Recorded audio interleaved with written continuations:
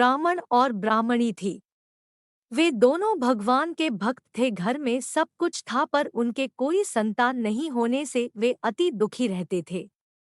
एक दिन अपनी स्त्री से वन में तपस्या करने जाने के लिए कहा और भगवान पर भरोसा करके वन में चला गया। जंगल में जाकर तप करने लगा।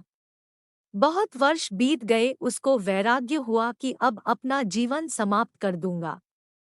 इस प्रकार सोचकर वह पेड़ की डाली पर फांसी का फंदा लगाकर मरने को तैयार हो गया। तब सुख अमावस्या प्रकट होकर बोली, देख ब्राह्मण, तुम्हारे 7 जन्म तो कोई संतान नहीं लिखी है, किंतु मैं तुम्हें 2 कन्या का वरदान देती हूँ।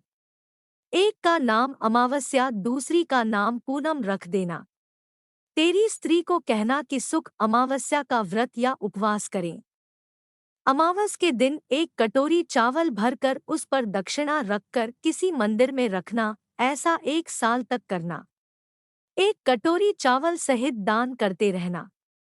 ब्राह्मण घर आया, अपनी पत्नी को बताया और अमावस के दिन ब्राह्मणी ने व्रत रखा। कुछ दिन बाद उसके 2 कन्या हुई। तब उसने एक का नाम अमावस्या व दूसरी का नाम पूनम रखा।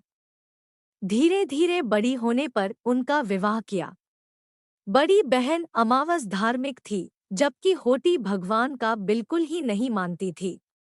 बड़ी के घर में तो सक समरमात का भंडार भरपूर था, पर छोटी बहन पूनम के दुख का पार नहीं था।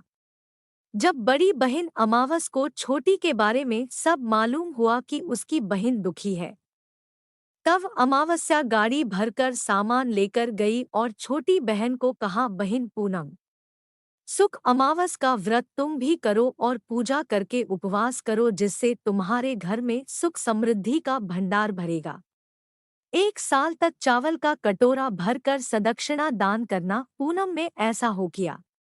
कुछ दिनों बाद उसके भी घर में धनधान्य और संतान को वृद्धि होने लगी। इस प्रकार जो भी सुख अमावस्या का व्रत आदि विधि पूर्वक करेगा, उसके घर में सुख समृद्धि का भंडार मां सुख अमावस्या पूर्ण करेगी।